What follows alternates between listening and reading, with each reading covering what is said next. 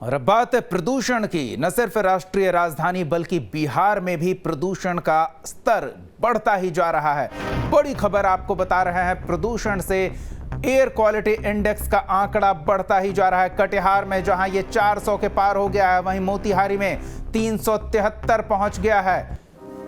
बेगूसराय, दरभंगा और पूर्णिया में air quality index 300 के पार पहुंच चुका है। राजधानी पटना के सभी इलाकों में एयर क्वालिटी इंडेक्स 200 से ऊपर दर्ज किया गया है। तो न सिर्फ देश की राजधानी दिल्ली बल्कि बिहार में भी प्रदूषण का प्रकोप देखने को मिल रहा है। कटिहार में वायु गुणवत्ता सूचकांक यानी कि एयर क्वालिटी इंडेक्स 400 के पार खतरनाक स्थिति में पहुंचा है। शुक्रवार 4 नवंबर सुबह 11 बजे के आंकड़ों की अगर बात करें तो बेगूसराय, दरभंगा, पूर्णिया समेत 5 शहरों में हवा बहुत ही खराब श्रेणी में पहुंच गई है।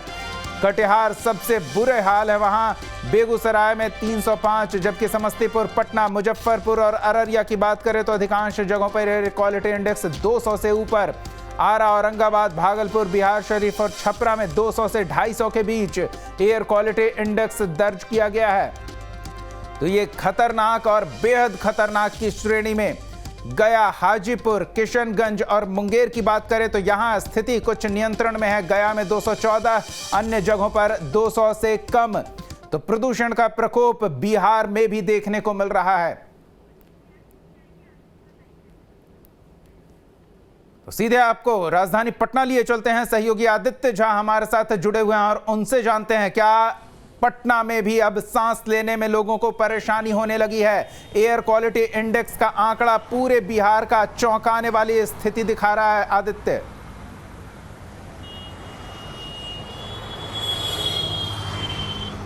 देखिए दीपक, एयर क्वालिटी इंडेक्स का जो आज आंकड़ा आया है, जिसमें बिहार के 6 जिलों का जो वायु स्तर है बहुत ही खतरनाक बताया गया है, जिसमें कटिहार, दरभंगा, बेगूसराय, पूर्णिया, सिवान और मुजफ्फरपुर, ये तमाम ज़िले हैं जहां पर एयर क्वालिटी इंडेक्स का जो आंकड़ा है वो बहुत ही खतरनाक 300 से 400 के बीच में तमाम जगहों का जो प्रदूषण स्तर है वो है। जहां तक राजधानी पटना की बात है तो राजधानी पटना में भी प्रदूषण स्तर जो खतरनाक, बहुत ज़्यादा खतरनाक स्थिति में नहीं है लेकिन खतरनाक स्थिति में पहुँच गई है, क्योंकि पटना के अनेक ऐसी जगहों को उसमें उस सूची में शामिल किया गया है जहाँ पर 200 से लेके 250, पौने 300 तक जो उसका जो गणना है उसमें पटना के अनेक ऐसे स्थानों को चयनित किया गया है।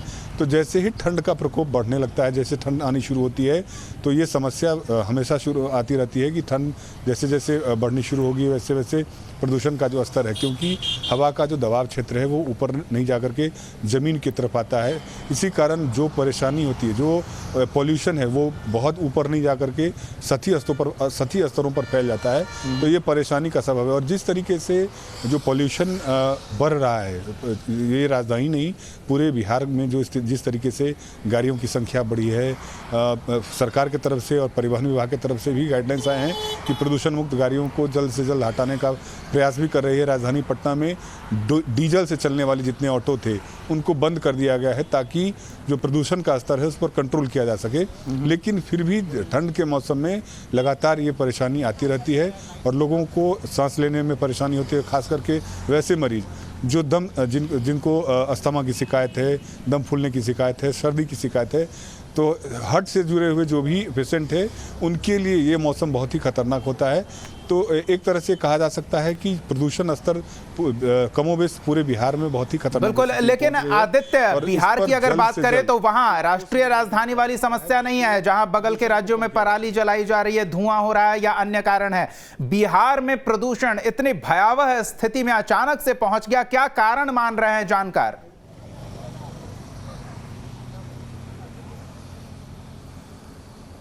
लेकिन जानकारों का यही कहना है कि जिस तरीके से गाड़ियों की संख्या बढ़ी है और जो एयर पोल्यूशन, जितना गाड़ी के धुएं से जितना पोल्यूशन फैल रहा है वो एक खतरनाक स्तर है।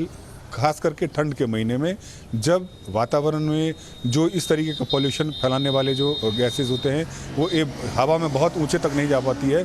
इसी कारण है कि ठंड का महीना जब शुरू होता है तो इस तरीके की समस्याएं शुरू होती है और लोगों को खासी परेशानी का चलिए, तो सामना करना लोगों पड़ता को है। जी। सतर्क और सावधान रहने की आवश्यकता है। सतर्क इसलिए कि इस प्रदूषण के स्तर में और बुरा हाल ना हो, इसको लेकर पहल करें और सावधान रहें। स्वास्थ्य संबंधी जिन्हें समस्या है वो बाहर निकलने से परहेज करें।